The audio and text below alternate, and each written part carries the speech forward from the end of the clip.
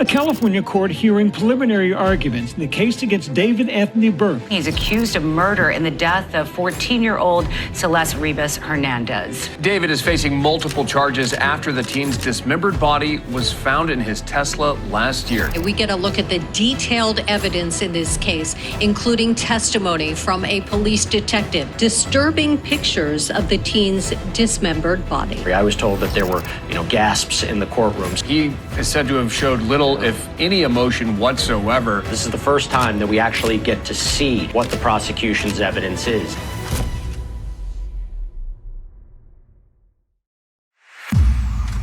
Hey True Crime Besties, welcome back to an all-new episode of Serialously.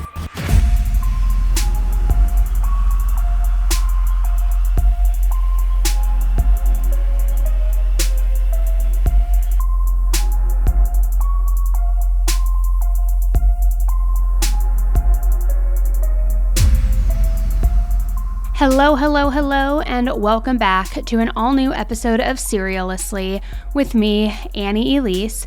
I hope you are having, I hope you are having a good day so far, except the problem with that is I am no doubt about to ruin it for you. This case, guys, it's the David case that we're going to be talking about, which I'm sure you already noticed by the title. It's also a bonus episode. I'm releasing it outside of the normal release schedule just because that's how important I believe it is to discuss what is going on in this case. I've also been covering it for, the better part of a year now, following it very closely, working on some projects behind the scenes regarding this case that I'm not able to share yet, but have been following it very, very closely. And the preliminary hearing began last week.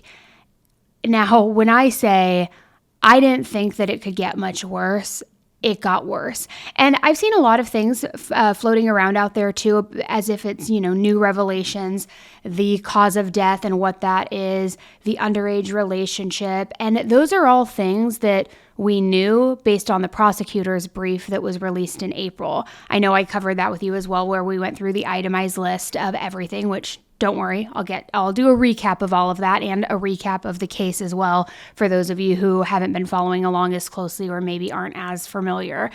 But even so, with the prosecutor's brief that came out in April and the laundry list of allegations and what I believe is compelling evidence against David, there still was more that came out through the preliminary hearing. Disturbing details, horrific photos shown, and just a very heavy week. Now, I'm in New York right now. I sent one of our team members to go to the courthouse and cover the hearing in person. You may have heard about it a little bit on social media, and don't worry if you did. I'm going to get to all of that in a bit too.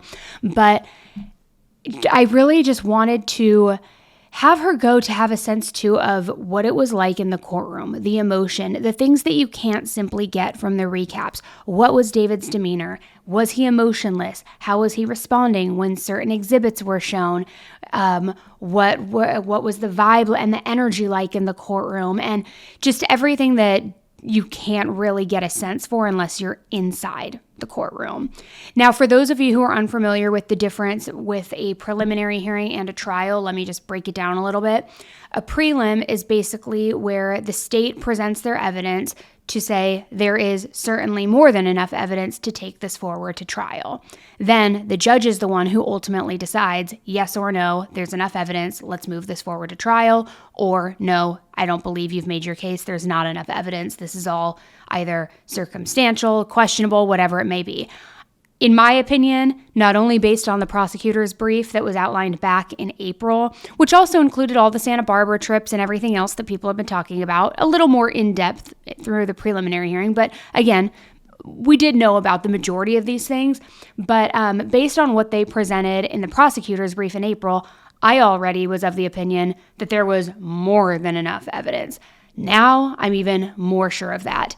However, it does get a little bit complicated because during these preliminary hearings, it's the defense's job, just like it is during a trial, to poke holes, to cast doubt, to question the integrity of the investigation. And sure enough, that's what happened here as well. Now, do I think that that's going to stick? Not necessarily.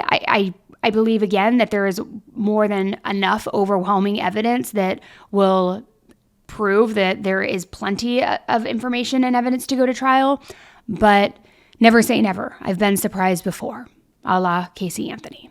So if you've been following this case, then you know that we have been waiting for this preliminary hearing for months. And again, let me just tell you, these last several days have been packed with not only some new evidence, but very disturbing testimony, details about evidence that we've already heard about, but disturbing details that tie within it and like layer on top of it, and really some bombshell claims from both the prosecution and the defense. So there is a lot that we need to unpack today. Now, over the course of this hearing, prosecutors laid out what they say is the roadmap that David used of how 14-year-old Celeste Rivas Hernandez was groomed, murdered, and then ultimately dismembered by David. Now, jurors, again, were not present for this because it wasn't a trial. It was only a prelim. But the judge heard all of this testimony about blood evidence, digital evidence, purchases that the prosecutors say had been made by David as methods to dispose of her body, and again, diving in deeper into David's trips to Santa Barbara in the middle of the night, in the days, actually the day of, and the weeks after her murder. We also learned heartbreaking new details about Celeste herself, and the fact that she became pregnant at just 13 years old and underwent a termination. And we already know that there were allegations of the grooming and the sexual relationships, or I shouldn't say relationships because it's not a relationship, but the sexual relations between the two of them starting at such a young age. And by the way, they say he started grooming her when she was just 11 years old. But now to hear that it was confirmed that through their text messages that she terminated a pregnancy at just being 13, 14 years old, it is so heartbreaking for that little girl, especially when you think, and I don't know if you know this detail, and don't worry, I'm going to get into more of this too as we go. I know I'm jumping ahead, but one of the last messages that she had sent to him, not last, but like in the months leading up to her murder, was, I feel like all we do is hang out and have sex, and I want more for myself. She was young, but she was wise, and she knew that what she felt, that wasn't love, this wasn't real, she wanted more for her life. But instead of allowing her freedom to go be herself, to grow into her own person, he allegedly decided to play God, snatch her life away from her, and then dispose of her in the most cruel possible way. Because in addition to everything we heard, the medical examiner also testified to the horrific conditions that her remains were found as. And when I talk horrific, I don't even know if I can truly paint the picture of how bad this was. First of all, we know that she was dismembered and stuffed, quite literally, in the front trunk of David's Tesla, okay? She also was decomposing, and not early stages of decomposition, not that that would make it any better, but her alleged death date was April 23rd, 2025. The Tesla didn't get dumped until the end of July. It didn't get discovered until September. So that is May, June, July, August, 4.5 months of Celeste's sweet little body just decaying. And so much so that once she was recovered, she weighed only 71 pounds because there was essentially no blood left.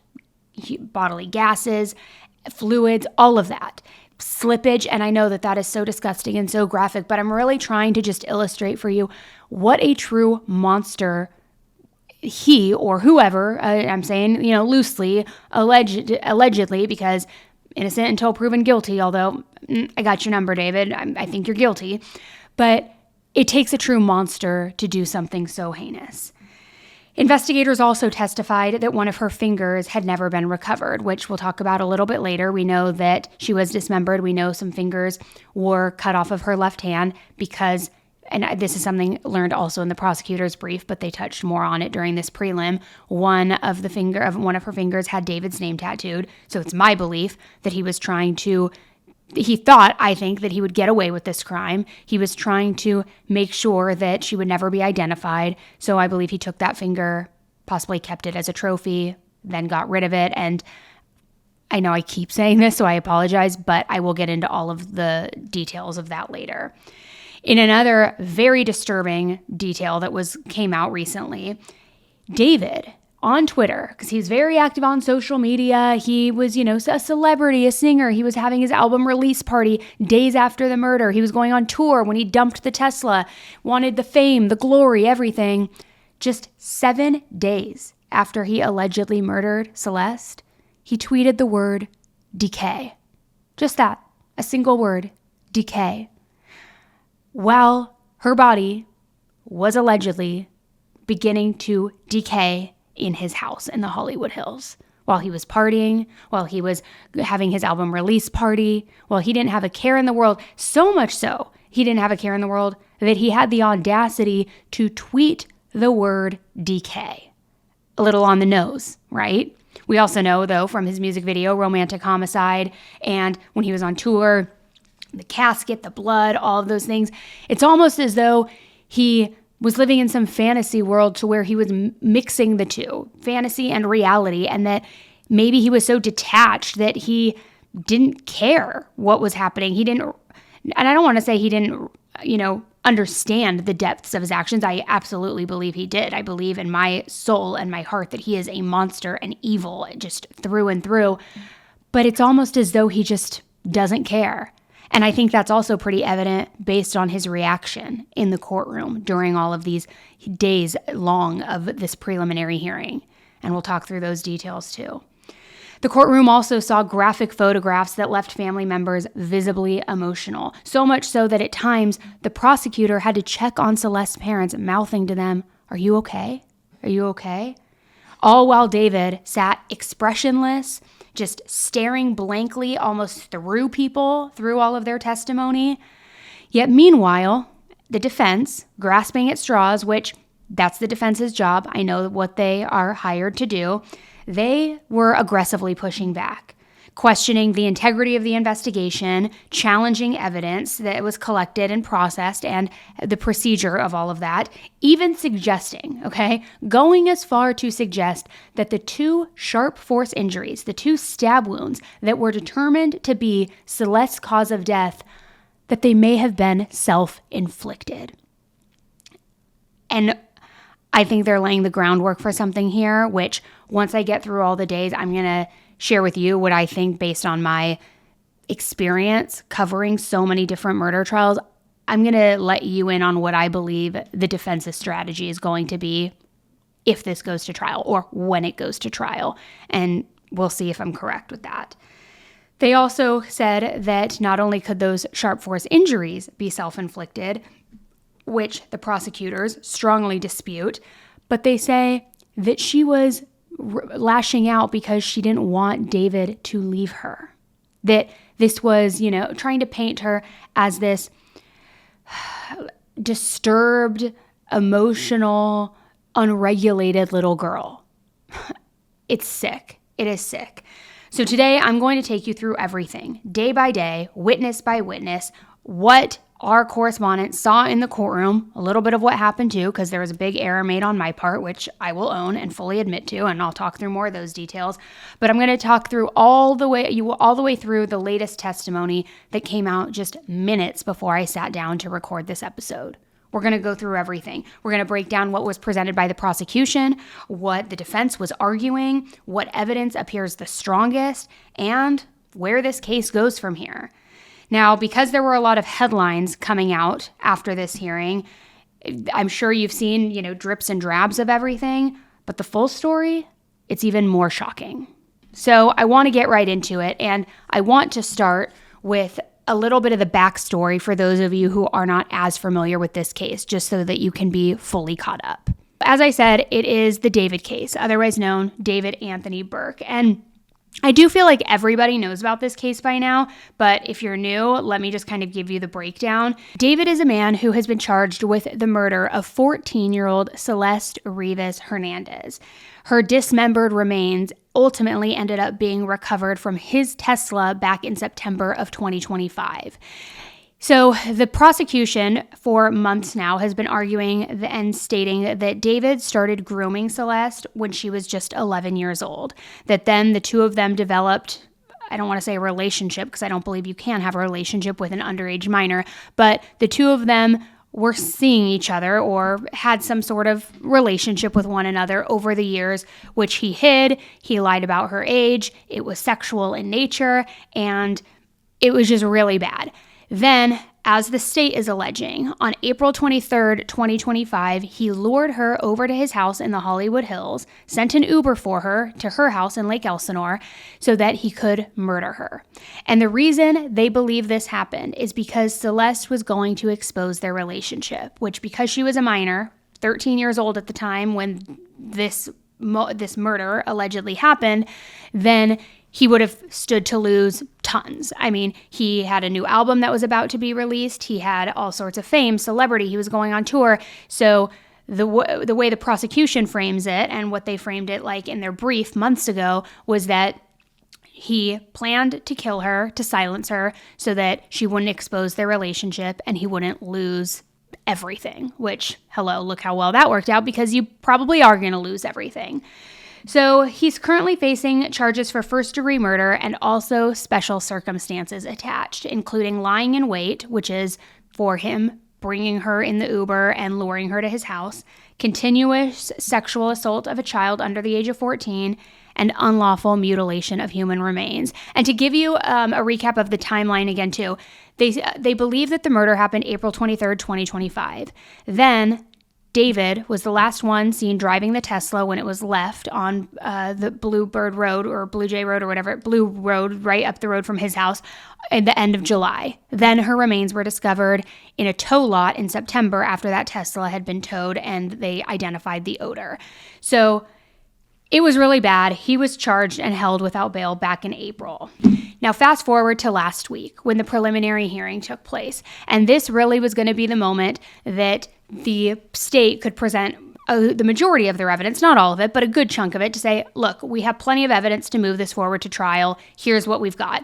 They already did outline quite a bit in their prosecutor's brief from back in April, which outlined a lot of the evidence that I knew we were going to hear about in the prelim, but I also knew they'd bring up more evidence in the prelim. So let me recap some of what was already in the brief, and then we will go into what was exposed during the prelim.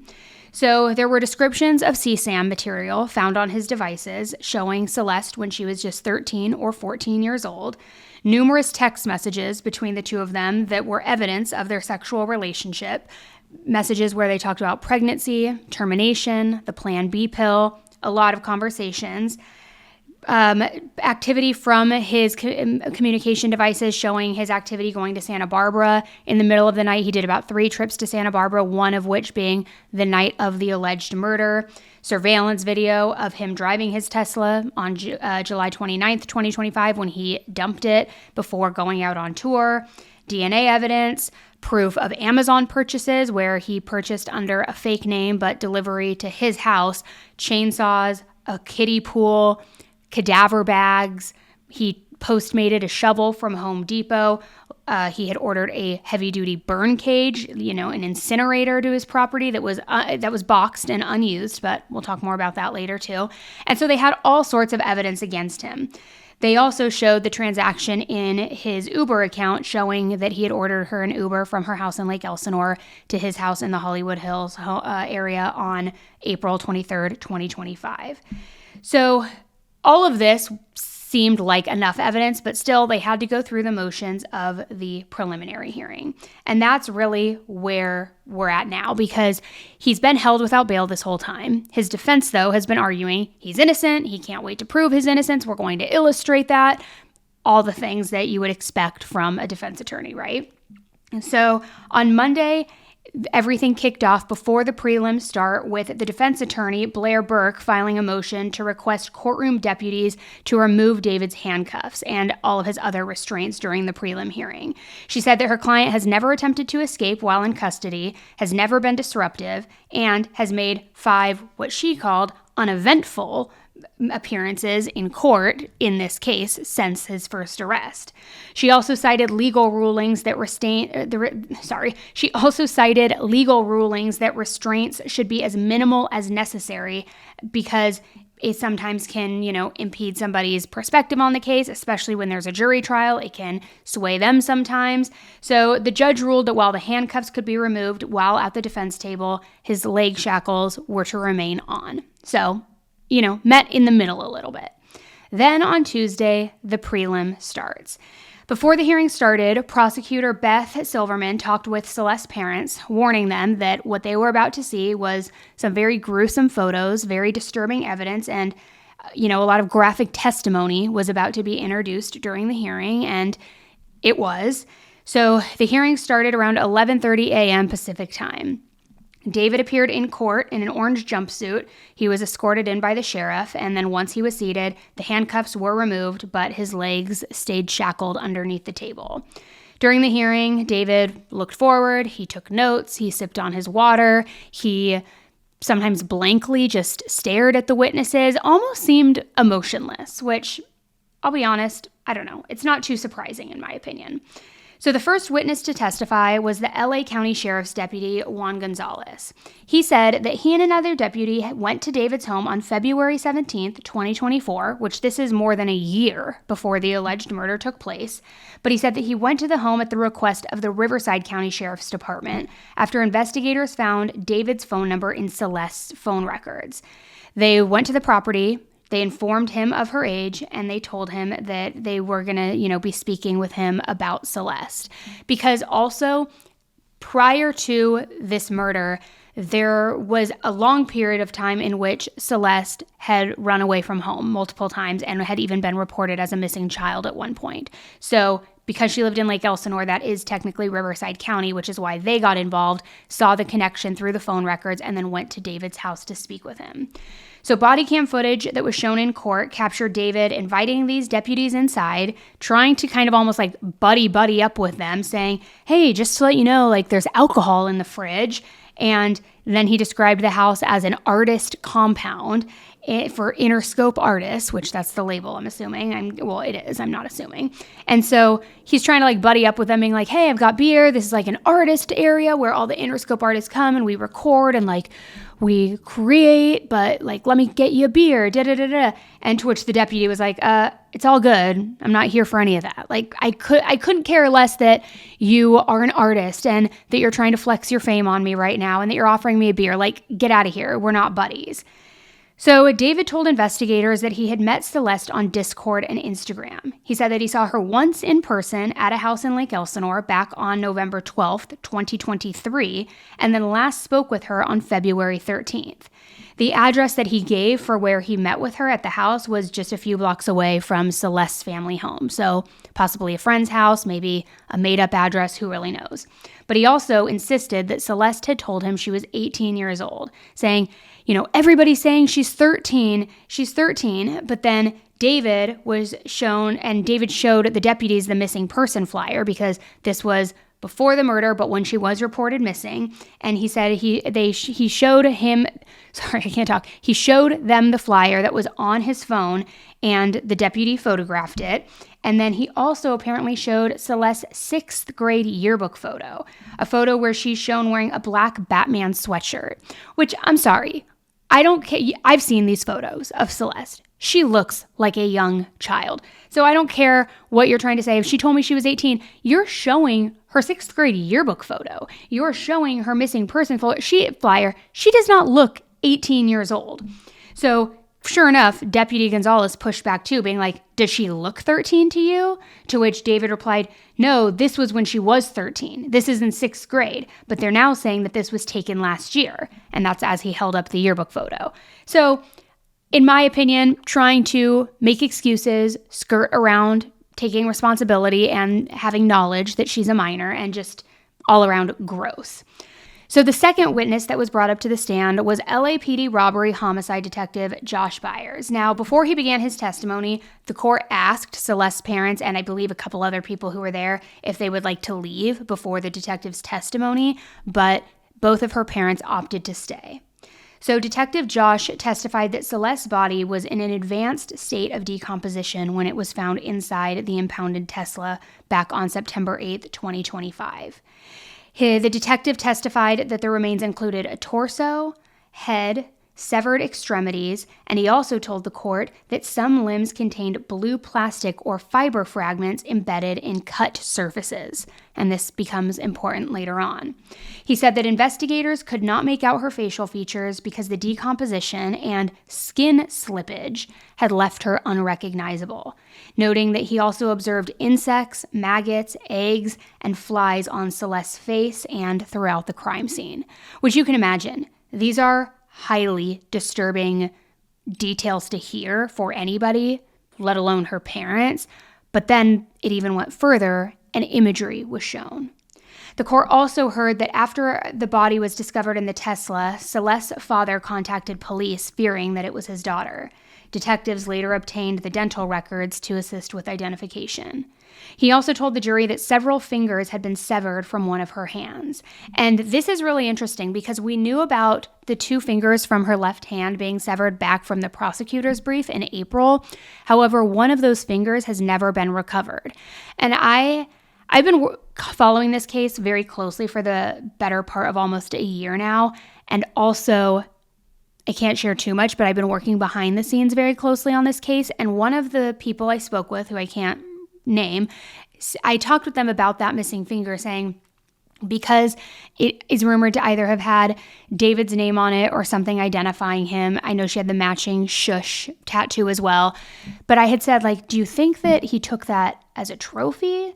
Was it simply to just make sure that nobody would ever find it and then identify her because he was hoping that she would decompose so badly, and maybe he disposed of it, flushed it, did something? And that finger still to this day has never been found, which at this point would be very difficult to find it because, and I know this is really gross, but I've spoken with experts on decomp, and the consistency would be that of like Play-Doh, unfortunately. And so it could easily be flushed. It could be in the sewer system. It could be buried. It could be anywhere. So they start talking about the missing fingers, and then graphic crime scene photos were shown in court, which again, prosecutors warned Celeste's family that they needed to look away before they put the photo up of the right index finger with the shush tattoo on it, the only photo of which in which Celeste was still recognizable. Now, during this moment, David locked in on these photos while they were displayed, all while audible gasps came from the courtroom as everybody was looking at this. The testimony was, of course, incredibly difficult for Celeste's family to hear, and at one point, a spectator had to fan Celeste's mom because it looked like she was about to faint. Throughout the entire graphic testimony, she silently just bowed her head and looked away from the screen, while Celeste's father watched with just a very sad expression and repeatedly was checking in on his wife. The DA, Beth Silverman, was also seen mouthing to the family, "Are you okay?" And she did this multiple times as each slide had been presented with these photos. Investigators also presented evidence recovered from David's garage, including items that matched online and retail purchases that were made under the alias account, Trayvon Davis and Victoria Mendez, these 2 fake names that he used when ordering these items and tools, yet they still were delivered to his house. So prosecutors then laid out what they described as a paper trail leading up to and after the alleged murder.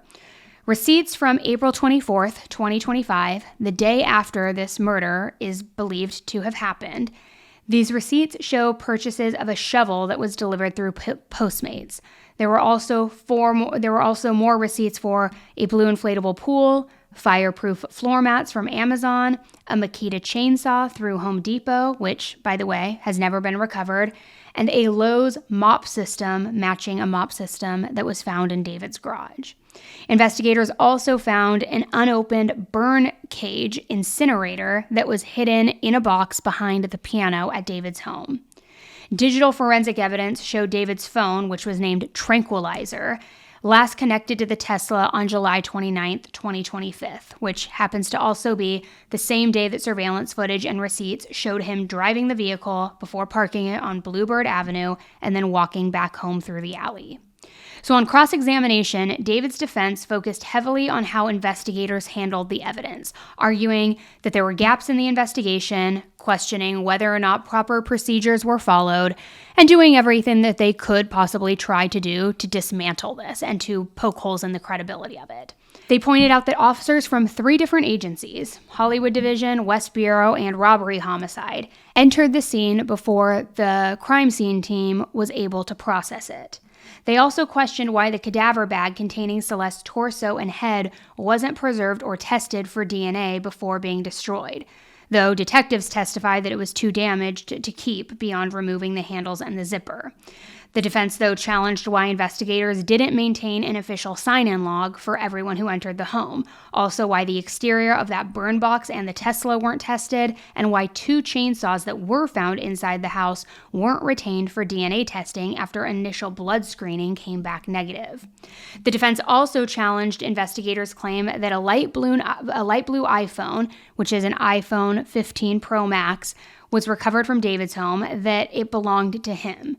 The detective testified on direct examination that he identified the phone as David's based on data that had been recovered from the device, including selfies and other personal content. But on cross-exam, the defense pointed to a search warrant affidavit for Celeste's iCloud account and associated email address, including a different name, abigailblue977@icloud.com, questioning whether investigators had previously linked the phone to Celeste instead. So even though it had selfies of David on it and has some of his personal content, was that Celeste's phone? Possibly. When questioned about the warrant, Detective Byers said that he did not recall its specific wording until he reviewed it. After reading the affidavit, he testified that it identified the email account as Celeste, but not the phone itself. ADA Beth Silverman objected that the defense was being argumentative after the exchange became pretty heated, and the defense responded that it believed that the people would ultimately attribute both the phone and the contents of the phone to David. The judge then directed counsel to move on. So that was pretty much all that happened Tuesday. It was kind of kicking things off. Again, it started later in the afternoon, 11:30. So it was just getting things started, going through the imagery, the recovery of Celeste remains, and then starting to go through the tech data and the other evidence. Now, before we get into everything that happened on Wednesday, I do want to mention something that you might have seen online a little bit, but because I'm in New York, I sent a team member to cover the prelim, which is something we've done in a lot of cases when I can't get to everywhere and to everything. So on Wednesday, she was allowed inside the courtroom alongside press and was given permission to use her laptop to take notes. We use Google Docs for everything, which is on a shared drive. So as she was taking her notes and updating the Google Doc, I saw all of the updates coming in real time.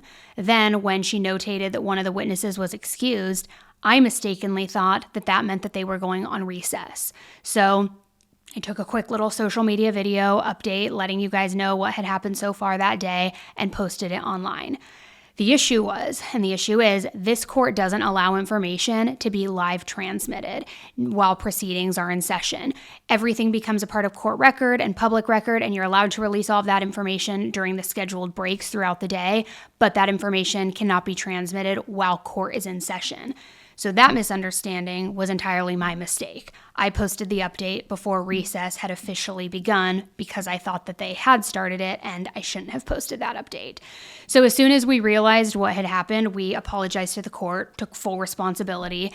Then the following day, the team member was back in court and the judge addressed her in the courtroom, asking whether or not she understood the court's rules, that there was no live transmitting, to which she explained 100% we understand there was no attempt to live transmit any of this information. It was a misunderstanding with my boss seeing everything coming through, thinking we went on recess, and then sharing the information.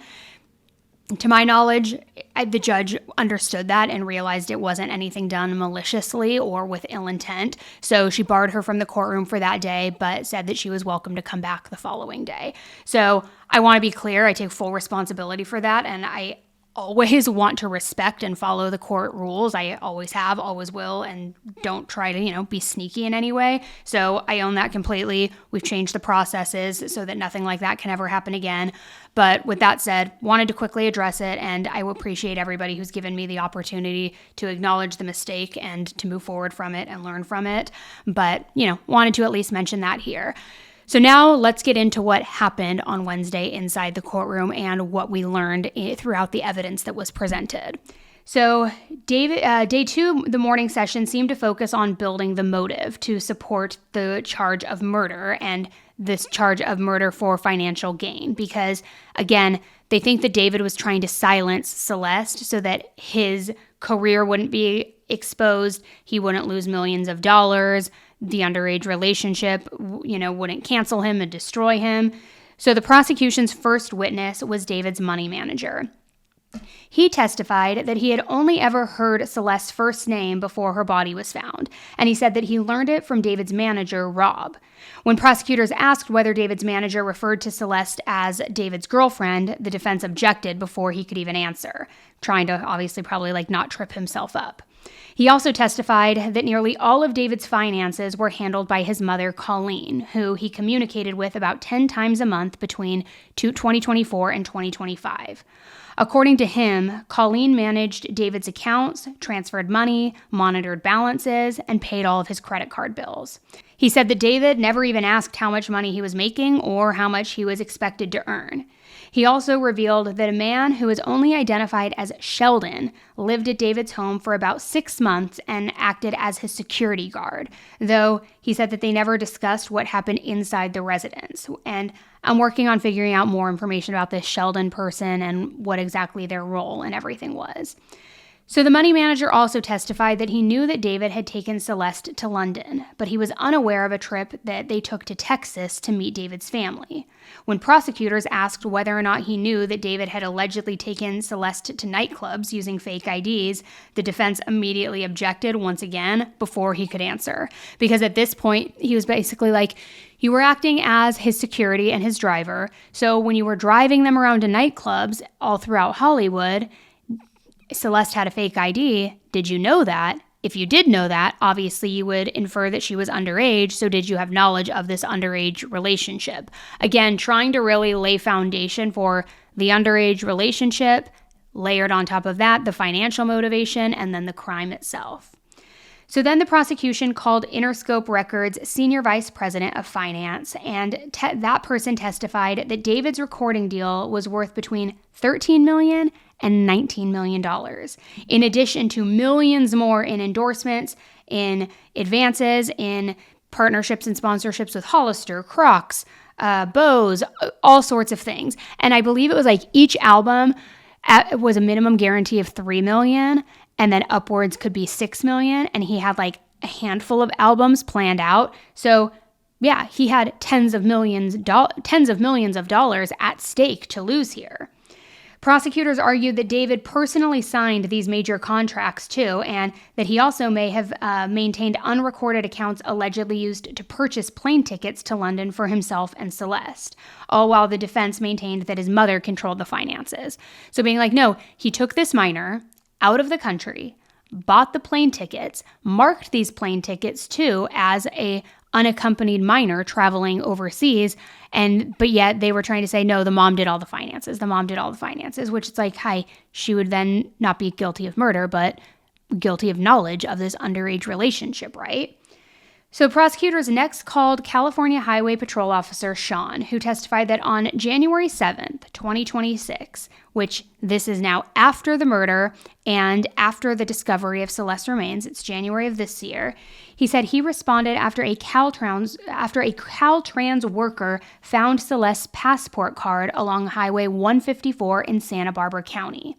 He said that the worker discovered the passport card in the brush after the recent rain, then searched Celeste's name online, since that was the name on the card, realized that she was a missing child, and called the police. After confirming her missing person status, he photographed the scene, documented the location with GPS coordinates, and notified the LAPD. The court was also shown Celeste's passport card, where she in this photo, again, appeared to be very young. And this is really important because The night of the alleged murder, David took a trip to Santa Barbara from LA around midnight, I believe it was, then came back. Then between that period of time and the Tesla being dumped, he took 2 more trips to Santa Barbara. They're going to get more into this. I believe it was to destroy and dispose of evidence. I think that night of the murder, he probably took her stuff up there, threw her purse, threw her ID card. Maybe that's why he had ordered the shovel the next day, because he wanted to bury it. Who really knows? But it was to dispose of evidence. Then he took a couple other trips up to Santa Barbara. So that's why Santa Barbara is significant within the timeline of all of this. So the afternoon session then shifted focus to the forensic evidence and the investigation itself. The prosecution called LAPD criminalist Chelsea, who walked everybody through the Tesla evidence. She testified that investigators found 11 air fresheners inside the Tesla. Also that they found maggots, flies, and heavy insect activity, including all in that front trunk area, otherwise known as the frunk, saying that there were stains all throughout the Tesla, reddish stains throughout the Tesla, that they were tested using Blue Star, which is a forensic chemical similar to luminol, and so that it could detect possible blood. And the court was shown images of glowing stains in the trunk, also in the hidden storage compartment within the trunk, which, if you're not familiar with the Tesla, it's like you have your trunk, then there's like on the flat surface another panel that opens up where there's like a drop-down bucket below it where you can store more stuff. So think of it whereas if you're putting groceries in the trunk, but you want to keep things cool, you put, produce or milk in that bottom one, where he was obviously storing other things. So they showed photos of the glowing stains in the trunk, that hidden storage compartment, and then also the third row seats. Now, when asked if the third row staining was consistent with the victim having been placed there, she answered yes. And this is one of the updates that I had put out there last week. This is important because the alleged murder happened on April 23rd. He didn't order supplies for over a week to carry out the concealment and dismemberment, meaning he would have had to store Celeste's body somewhere. People were also in and out of that house all the time. It was a party house. It was an entourage house. He also had an album release party there just days after this alleged murder. So it's my belief that he could have placed her inside the car to conceal her body before then figuring out or ordering the supplies to figure out what to do with her. And that is then what they were seeing. It also could be blood transfer from transporting tools. One of the chainsaws was never recovered. That could have been what he buried up in Santa Barbara. Maybe the chainsaw was in the back seat and it was blood transference. I don't know, but he would have had to store her body somewhere until he got those tools. Then at that point, he could have put her in the bags, put that in the front trunk, and then have, kept her in there for months until he dumped the Tesla up the street in July. During cross-exam, she said that the detectives were outside the tow yard when she arrived, and she testified that she collected touch DNA swabs and documented damage to the Tesla, but that they did not swab the vehicle's exterior. She also clarified that the testing showed presumptive blood, but that she could not confirm it was blood, basically meaning that this Blue Star luminol type spray, it does show fluid of what could possibly be blood, but it's not guaranteed that it was blood. So on redirect, the criminalist explained that the crime scene photos were enhanced, not photoshopped, but enhanced, meaning that they were only adjusted to make evidence easier to see without changing the original images. The prosecution then called another criminalist with LAPD Forensic Science Division, Lauren Wallace. She talked about the search of David's Hollywood Hills homes and said that her team was asked to look for biological evidence. And she said that she first checked for visible stains before using chemical testing to reveal evidence that couldn't be seen with the naked eye. She testified that investigators found 2 chainsaws in the garage too, a larger black and reddish orange chainsaw and a smaller pink handheld chainsaw. Both, though, tested negative for possible blood. She also confirmed that they never recovered the 10-inch Makita chainsaw that the investigators were looking for. So it's very possible that he had ordered multiple tools either to enlist help from somebody in his entourage or because he wasn't sure which tool was going to be most effective. And then the 2 chainsaws that were found without blood evidence, maybe he didn't use.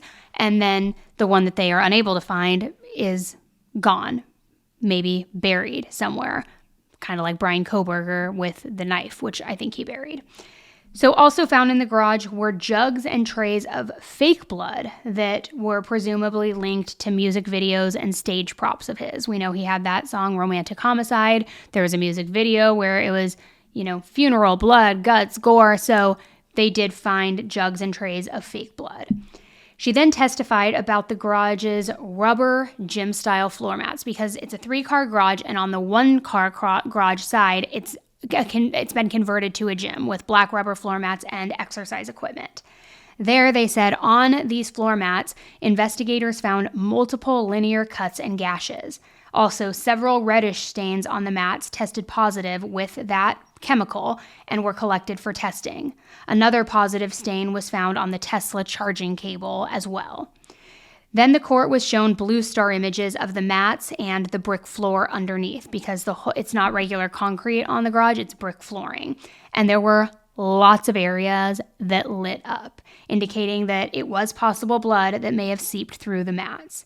She also discussed other evidence that was collected from the garage, including a black garbage bag and a black and green tarp, all of which tested positive for presumptive blood.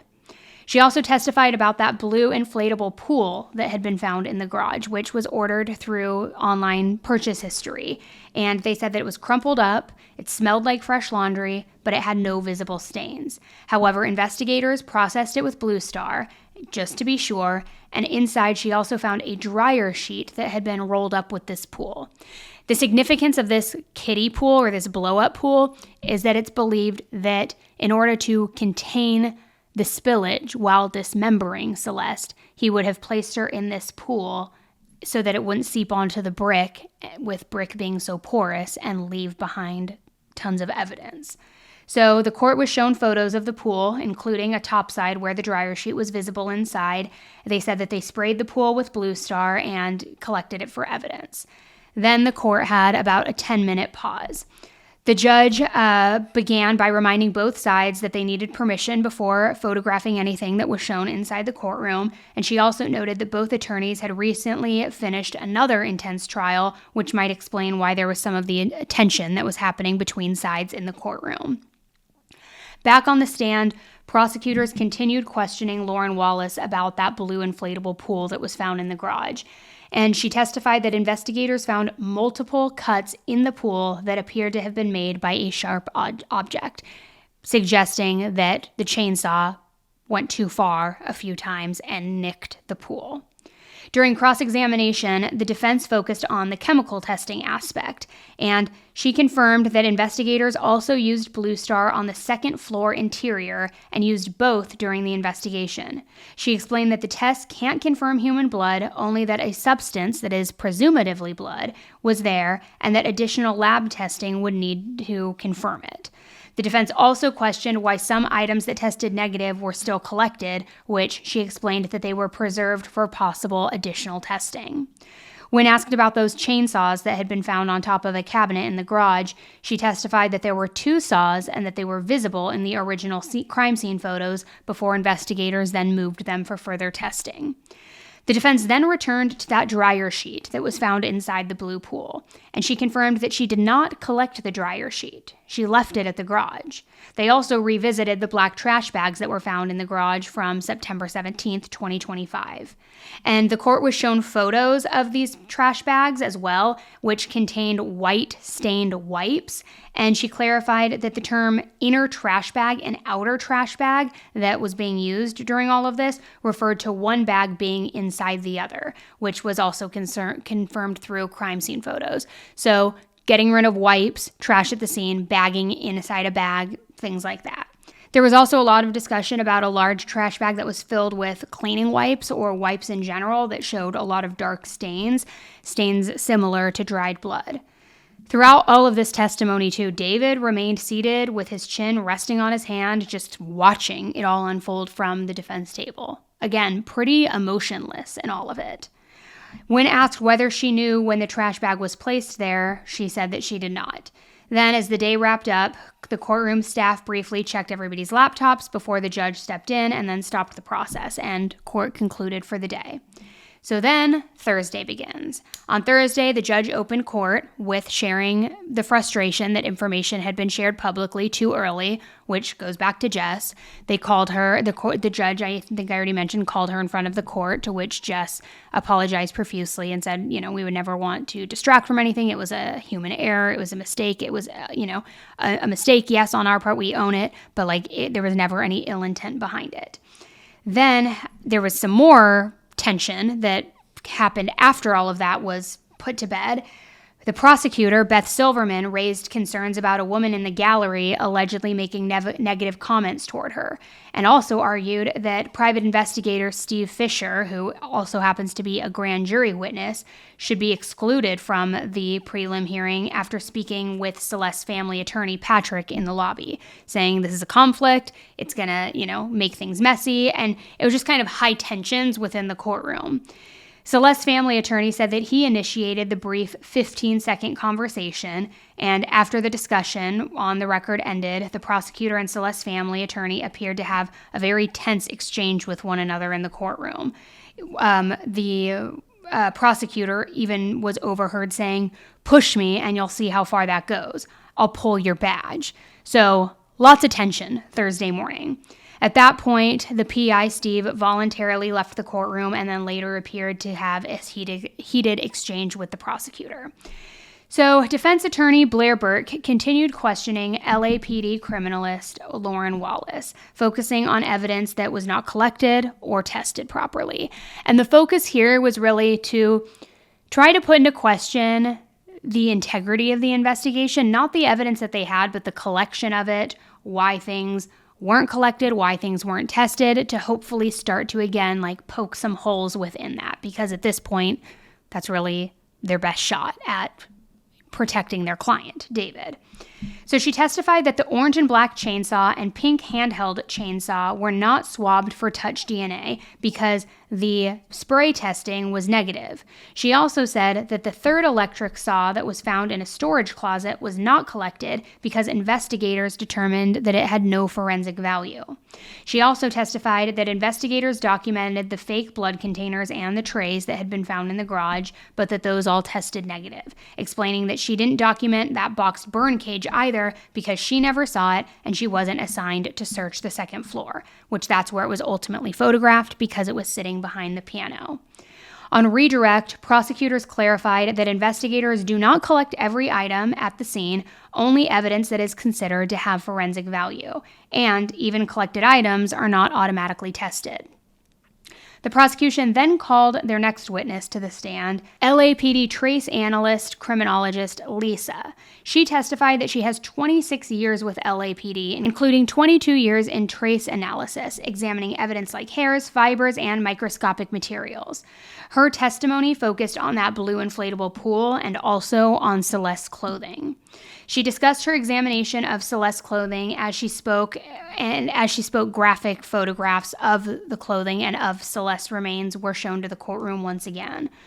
She described the garments as being in poor condition with a strong odor, heavy soiling, significant deterioration, and also covered in dirt and insects. The items included Skechers socks, a Victoria's Secret undergarment, a heavily soiled Forever 21 tube top that may have originally been yellow, black leggings that appeared to have been cut in half, and the clothing also was described as wet and badly deteriorated. While on the stand, she continued to go into depth about the condition of the clothing, stating that it was so heavily soiled and deteriorated that she couldn't even complete some of the testing that she had been asked to perform. While examining the black leggings, she recovered dark and medium blue plastic fragments that appeared similar to those that had been submitted by the LAPD medical examiner's office, also in line with the fragments from the inflatable pool. She also collected hairs, fibers, trace material, and 2 yellowish stains from a separate black fragment. But she said that, again, that the condition of the clothing prevented any further analysis. When it came to discussing her findings of the inflatable pool, she stated that she recovered hair, fibers, plant material, and foam-like fragments from the pool, and she identified 4 damaged areas, explaining that the damage was straight cuts and also irregular scalloped cuts, which if you're familiar at all with a chainsaw blade, you know that they usually are scalloped. They're not a straight edge, but she said that some cuts went completely through the material. And jurors were shown photos where several fragments appeared to fit into missing sections too, almost like it was puzzle pieces from the pool and that they were all now fitting together. She stated that additional fragments shared similar characteristics with the pool material, but that it could not be confirmed as exact matches because portions were missing. Before recess, Lisa also confirmed that the fragments were received in a sealed evidence bag, and she showed the court a sealed envelope containing a small blue fragment and hair. During cross-examination after recess, the defense emphasized that the fragment comparisons were only based on physical characteristics. They also pushed back on the evidence and debris that was found in the pool. Another criminalist, the previous criminalist, getting all my people confused a little bit. She explained that some of the debris naturally fell onto the examination paper during her inspection, while other material was manually collected. The defense also challenged the footprint testimony that was put into play. She explained that investigators were unable to recover the possible footwear impressions because of the pool's thick and uneven surfaces. It prevented a successful lift off of it because the material is, wavy. It's not taut and difficult to get a successful lift. The prosecution's next witness was LAPD Detective William Roker, and he's a robbery homicide investigator who specializes in cell records and also serves on an FBI violent crime task force. So he previously worked in Verizon Wireless's law enforcement division, and he testified that he was asked by lead detective Josh to analyze cell phone data that was tied to David's phone and to his Tesla IMSI, which is the International Mobile Subscriber Identity. So using cell records and the Tesla data, he testified that David's phone and Tesla repeatedly traveled together between his home and a remote area off State Route 154 in Santa Barbara County. And again, that is where they later recovered the evidence of Celeste's passport card. He also testified that on April 24th, a call from David to Celeste went straight to voicemail, and this call took place while he was driving north toward Santa Barbara. And that is the day after he allegedly murdered her, so trying to create the footwork for his alibi. The detective also said that the cell phone and Tesla data consistently matched, and the court was shown maps of the route. They were shown a Tesla charging station and also that location where her passport card was later found. Now, they took a recess, and before court resumed again, David was seen smiling and chatting with his defense attorneys, appearing kind of relaxed, as though if what they're doing and poking holes in all of this evidence was working. The detective concluded his testimony, stating that surveillance footage, license plate reader data, and Tesla records showed that David's Tesla was not driven by anybody between July 29th and September 5th, from the Tesla drop date and when it was recovered at the tow yard. During cross-exam, he acknowledged that his analysis relied on cell phone tower data and not Tesla data. That it relied on cell phone tower data and Tesla data, but not GPS. And he said that he could only estimate a device's general location and could not identify who was driving the Tesla, exactly the pinpoint location, and that the passport recovery coordinates that he used were slightly different, but essentially the same as those that were presented by the CHP officer who first discovered the passport card. So again, trying to just really rip apart credibility, not even credibility, but the investigation process and what was logged, what wasn't logged, any oversights, to say that, not that there's any issue, obviously, with like chain of custody, there's not, but like to still poke holes in the integrity of the processing of this investigation. Then the prosecution called LAPD DNA criminalist Samantha.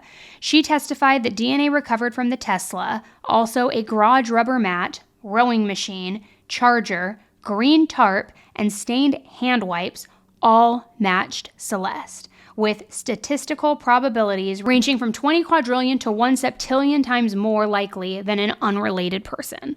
So, Celeste DNA. She also testified that DNA from a black trash bag included David but excluded Celeste. On cross-exam, the defense established that Samantha was the technical reviewer and not the primary analyst. She agreed that the DNA testing cannot determine how, when, or by whom DNA was deposited, and whether it came from blood or skin cells, or whether it resulted from direct or secondary transfer. But so she could only say she could not say how Celeste's DNA ended up on any of those items that were tested, but could confirm that her DNA was in fact on those items. So the argument there is, okay, her DNA was on the rowing machine. She was at the house and she worked out. Her DNA was on the charger. She plugged in the Tesla to charge one time. Things like that. So saying that, they can't say whether or not it came from blood or skin cells, and they can't say how or when. And so again, just really trying to poke holes in this. The final witness of the day was LA County ME Deputy Medical Examiner Dr. Grant Ho. He testified that he has performed about 2,500 autopsies, including Celeste's. He testified that Celeste's identity was confirmed through dental records. She was 5 feet 2 inches tall and weighed 71 pounds at the time. And he described her remains as very badly decomposed, which significantly limited the examination that was able to be performed.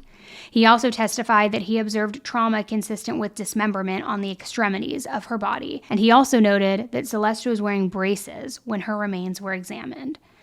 So Thursday was relatively succinct and tight. It was more on the DNA recovered, the ME's testimony regarding Celeste, and then everything moved into Friday. Dr. Grant Ho, the deputy medical examiner, resumed his testimony, and he told the courtroom that the odor from Celeste's body was so strong that it could be smelled from the hallway outside the autopsy room.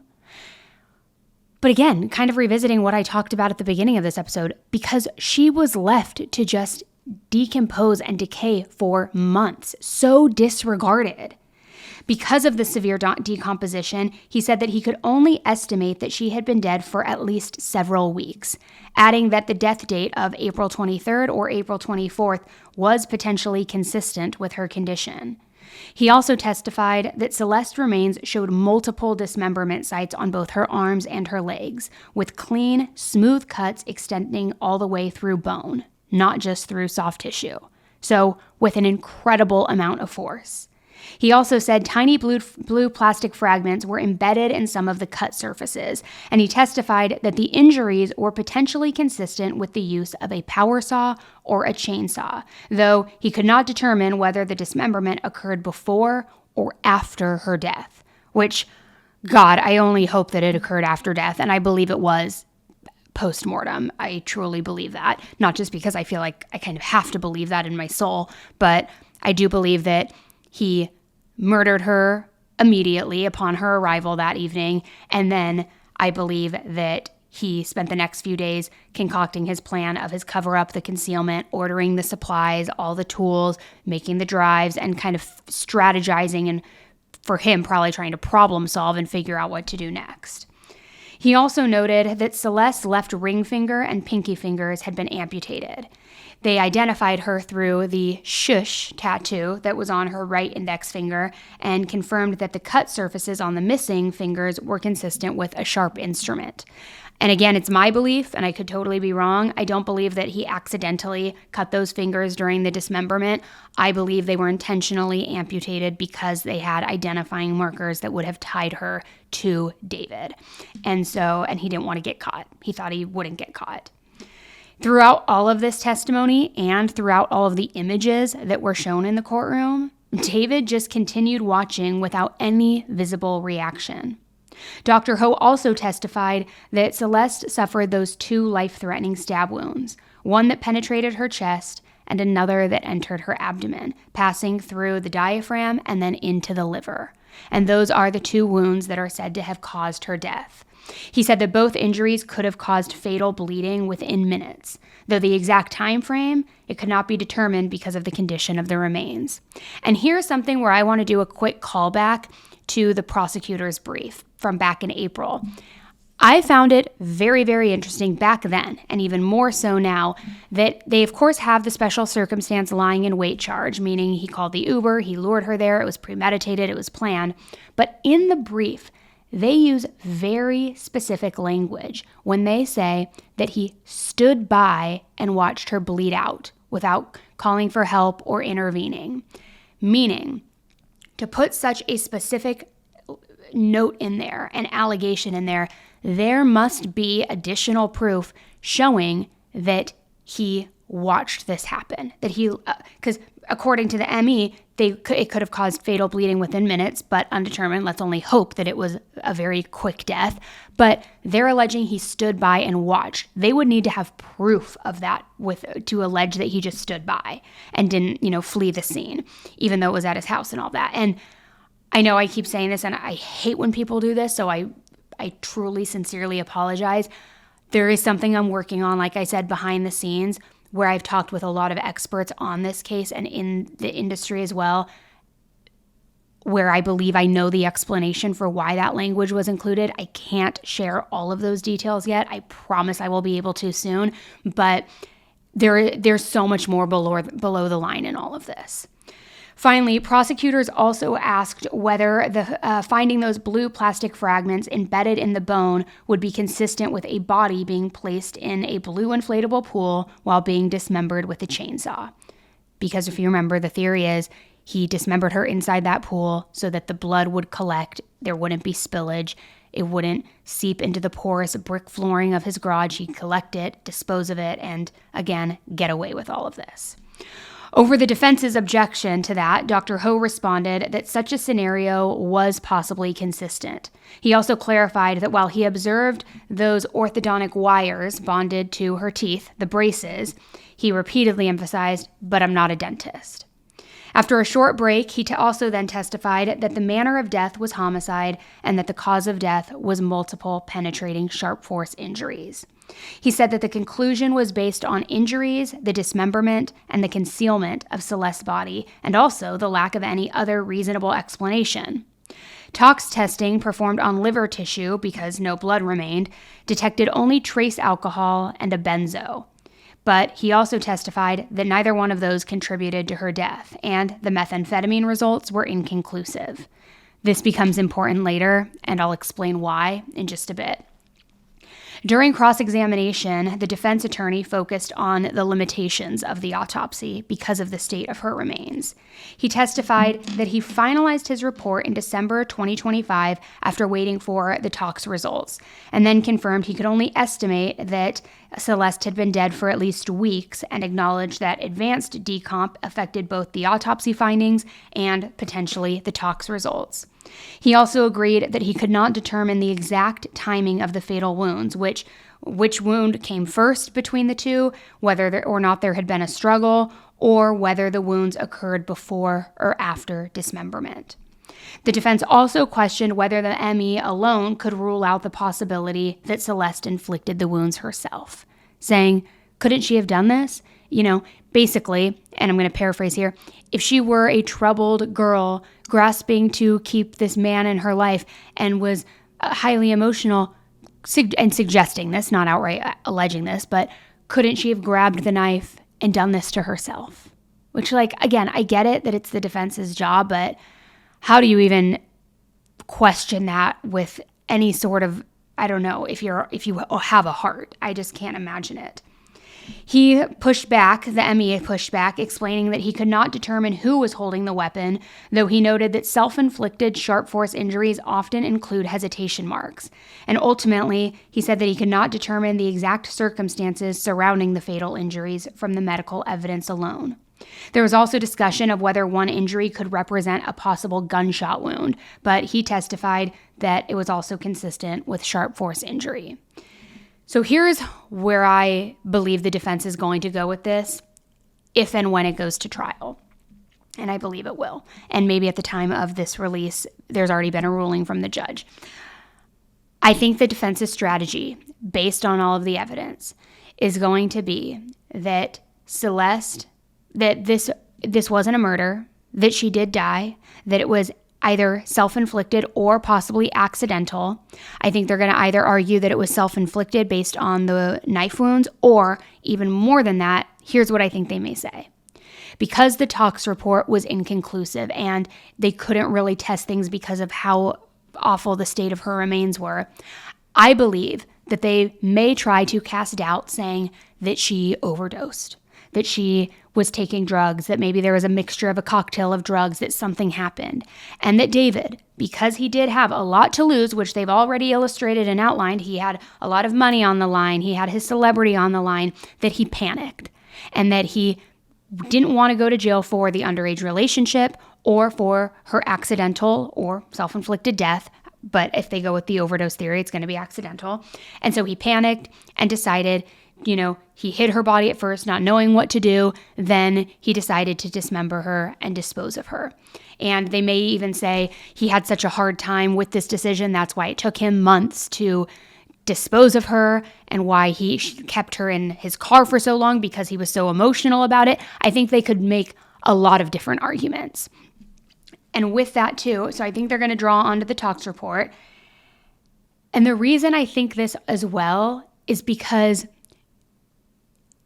it's unfortunate, but I have covered so many cases in which the sentencing for dismemberment and disposal of a body is so much more lenient than a murder sentence. I've seen people serve as little as 18 months for this because it's technically, a technicality. They don't get hit on the murder charge, but the dismemberment or disposal charge, 18 months I've seen. Some even less than that. So I think they're going to try to throw a Hail Mary, and that this would be what they try to present, that he was not involved in the death itself. He just panicked. He tried to cover it up. He was scared. He didn't know what to do, and that they're going to put the blame on Celeste. That's what I truly think. And you know what? I think that in order to explain away the two sharp force injuries, what they may say is, at first, he didn't know how to get rid of the body. He wasn't planning to order the chainsaws, so he tried to use a knife at first, and that didn't work, and that's when he ordered the chainsaws. I don't know. I could totally be wrong, and maybe that's not going to work or have a shot in hell at working, but I think that it's very possible, because if they're trying to just throw whatever they can to the wall and make it stick, I think that they don't really have much better of a potential defense strategy, in my opinion. But then again, I'm not a lawyer, so maybe they have an incredible one that my brain just isn't going to. So the next witness was Detective Farrell of the LAPD Robbery Homicide Division. He testified about evidence that was recovered from David's iPhone and iCloud account. Investigators identified the device as belonging to David based on personal information that was found on the device, including his ID, passport, selfies, banking information, and other documents. The detective also testified that the phone contained extensive evidence documenting David's relationship with Celeste, including photos of the two of them together, images showing a ring, photos of Celeste with red hair, FaceTime screenshots, and also photos of a tattoo reading David on a female hand wearing that same ring that was in earlier photos, which again is the finger I believe he amputated. He also testified that the phone contained several sexually explicit images and videos, which prosecutors identified as CSAM material. They say that this documented a sexual relationship between David and Celeste. The images were not shown in court, obviously, but they were described by the detective after being reviewed by LAPD's Cyber Crimes Unit. During this graphic testimony, Celeste's parents had to leave the courtroom. Her mother became visibly emotional as she exited, and the prosecutor apologized to the family as they left. The detective also testified that investigators recovered messages between David and Celeste from August 2022 through April 2025. That means that these messages began when Celeste was only 11 years old. 11 years old, 6th grade. I mean, it's unthinkable.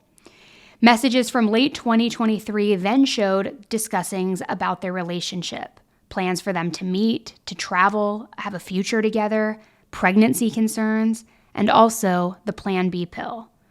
Then the messages in January of 2024 referenced a pregnancy termination, which I've done the rough math based on the birthdays and all of that. This means that she would have been 13 or 14 years old 13 when she most likely got pregnant, 14 potentially when she had the termination, while he was 18 or 19. It's so sick. Investigators also recovered details about what they called, quote, Operation Awesome, which that's the name that David and Celeste used for plans for her to leave home and go live with him. And when I say what they called, I meant David and Celeste called it Operation Awesome, not the investigators. But it was basically their plan for her to leave home, live with him, and a planned Las Vegas trip where they had booked a room at the Trump Hotel. Messages also referenced, again, that callback to the bodyguard, Sheldon, who had been hired by David, who drove the two of them around. And throughout the testimony, David just still sat there, pretty much emotionless, mostly expressionless, and occasionally shifting in his seat, but showing very little visible reaction, including when Celeste's own mother left the courtroom visibly upset, just no reaction. When the hearing went on a quick recess, but when it resumed, the detective read text messages between David and Celeste, which prosecutors say documented their sexual relationship. The messages included discussions about a future together, including marriage, having 2 children, and possibly adopting even more. They also contained repeated conversations about Celeste's periods, her pregnancy fears, and Plan B. According to the messages, and I find this so sick and predatory, David told Celeste that he tracked her cycle and that he intentionally had sex with her when he believed she was not ovulating. What a sick-ass pervert. During the reading of these explicit messages, the prosecutor repeatedly clarified Celeste's age, really just trying to drive home she was underage. She was a child. She could not have consented to this. She was a minor. The messages showed that much of the sexual relationship occurred while Celeste was 13 years old and David was 19 years old, and that it continued through her 14th birthday. David also wrote that he didn't want anyone to know about their sexual relationship until they were married. In fact, in one exchange, Celeste asked if David's mother knew that they had been intimate, and he responded that she thought that the first thing that they would do when they saw each other was have sex. And I already talked about how I do think that his mom knew about this relationship, the underage plane ticket. They met her when she traveled to Texas. And look, I get it. A lot of 13 and 14-year-olds look older these days because of social media. The Kardashians, let's just call it what it is. They dress older. They dress more maturely. They wear more makeup. Celeste did not look that, okay?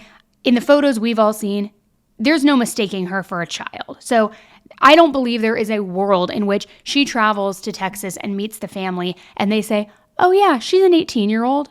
No way in hell, which in my opinion makes his mother just as responsible and just as guilty for everything that has transpired.